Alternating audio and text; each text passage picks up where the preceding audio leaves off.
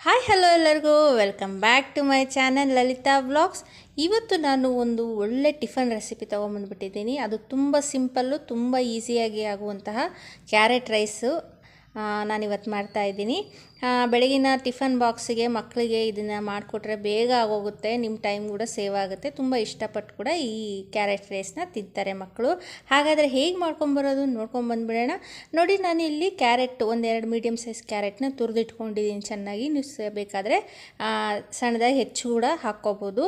ನಾನಿಲ್ಲಿ ಒಗ್ಗರಣೆಗೆ ಒಂದು 5-6 ಹಸಿಮೆಣಸಿಕಾಯಿನ ಉದ್ದಕ್ಕೆ ಸೀಳಿಟ್ಕೊಂಡಿದ್ದೀನಿ. ಹಾಗೆ 2 ಮೀಡಿಯಮ್ ಸೈಜ್ ಈರುಳ್ಳಿನ ಕಟ್ ಮಾಡಿ ಇಟ್ಕೊಂಡಿದ್ದೀನಿ. ಹಾಗೆ ಬೆಳ್ಳುಳ್ಳಿನ 2 ಬೆಳ್ಳುಳ್ಳಿನ ಸಣ್ಣದಾಗಿ ಹೆಚ್ಚಿಟ್ಕೊಂಡಿದ್ದೀನಿ. ಬಾಯಿಗೆ ಸಿಗ್ತಾ ಇದ್ದರೆ ತುಂಬ ಚೆನ್ನಾಗಿರುತ್ತೆ. ಹಾಗೆ ಮಸಾಲೆ ಪದಾರ್ಥನ ಇಲ್ಲಿ ನೋಡಿ, ನಾನು ಹೆಚ್ಚಿಗೆ ಮಸಾಲೆ ಬಳಸ್ತಾ ಇಲ್ಲ. 2 ಚಿಕ್ಕ ಪಲಾವ್ ಎಲೆ, ಒಂದು 4 ಲವಂಗ, ಒಂದು 3 ಚಕ್ಕೆ, ಒಂದೇ ಒಂದು ಇದು ತೊಗೊಂಡಿದ್ದೀನಿ, ಏಲಕ್ಕಿ ತೊಗೊಂಡಿದ್ದೀನಿ. ಹಾಗೆ ಒಂದು ಅರ್ಧ ಹೋಳು ನಿಂಬೆಹಣ್ಣು, ಕರಿಬೇವು ಒಗ್ಗರಣೆಗೆ, ಹಾಗೆ ಒಂದು 2 ಸ್ಪೂನಷ್ಟು ಕೊಬ್ಬರಿ ತುರಿ, ಹಾಗೆ ಒಂದು 8ರಿಂದ 10 ಗೋಡಂಬಿ ತೊಗೊಂಡಿದ್ದೀನಿ.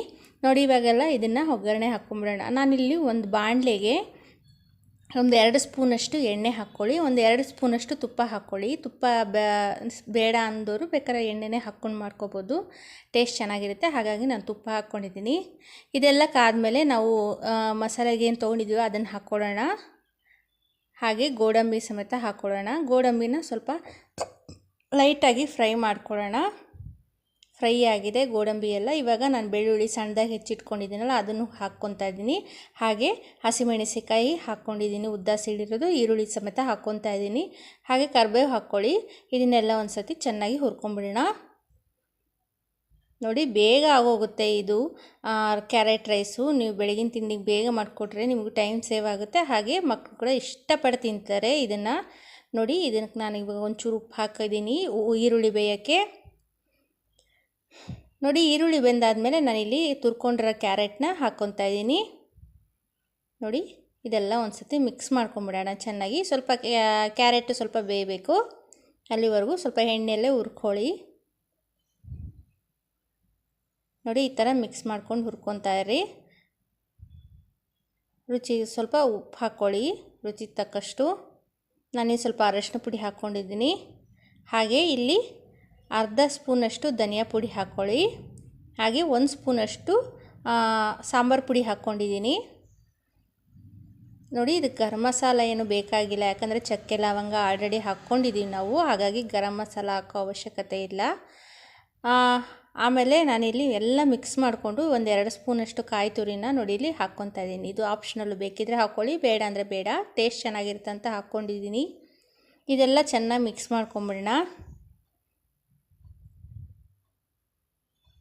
ನೋಡಿ, ಇದು ಮಿಕ್ಸ್ ಮಾಡಿದ್ಮೇಲೆ ನಾನಿಲ್ಲಿ ನೋಡಿ ನಿಂಬೆಹಣ್ಣು ಹುಳಿನ ಹಿಂಡ್ಕೊತಾ ಇದ್ದೀನಿ. ಒಂದು 1/4 ಭಾಗದಷ್ಟು ನಿಂಬೆಹಣ್ಣು ಹುಳಿನ ಹಿಂಡ್ಕೊಂಡು ಚೆನ್ನಾಗಿ ಮಿಕ್ಸ್ ಮಾಡ್ಕೊಳ್ಳಿ.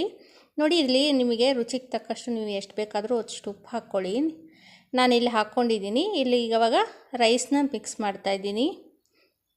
ನಾನೊಂದು ಇಬ್ಬರಿಗಾಗೋಷ್ಟು ರೈಸ್ನ ಮಿಕ್ಸ್ ಮಾಡ್ಕೊಳ್ತಾ ಇದ್ದೀನಿ. ನೋಡಿ, ಈ ಥರ ಮಿಕ್ಸ್ ಮಾಡ್ಕೊಳ್ಳಿ, ಚೆನ್ನಾಗಿ ಮಿಕ್ಸ್ ಮಾಡ್ಕೊಳ್ಳಿ. ನೀವು ಬೇಕಾದರೆ ಕ್ವಾಂಟಿಟಿ ಜಾಸ್ತಿ ಮಾಡಿಕೊಂಡು 4 ಜನಕ್ಕೆ ಮಾಡ್ಕೊಳ್ಳೋದಿದ್ರೆ ಆ ಥರನೂ ಮಾಡ್ಕೋಬೋದು.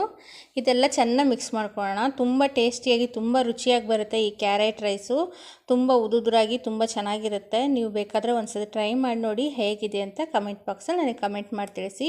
ಲಾಸ್ಟಿಗೆ ಕೊತ್ತಂಬರಿ ಸೊಪ್ಪು ಉದುರಿಸ್ಕೊಂಡ್ರೆ ನೋಡಿ, ಕ್ಯಾರೆಟ್ ರೈಸು ರೆಡಿಯಾಗಿದೆ. ತುಂಬ ರುಚಿಯಾಗಿ, ಬಿಸಿ ಬಿಸಿಯಾಗಿ, ಟೇಸ್ಟಿಯಾಗಿರುತ್ತೆ. ಇದನ್ನು ಹೇಗೆ ಬಂತು ಅಂತ ನನಗೊಂದು ಸತಿ ನೀವು ಮಾಡಿ ನನಗೂ ತಿಳಿಸಿ. ಹಾಗಾದರೆ ಬಾಯ್.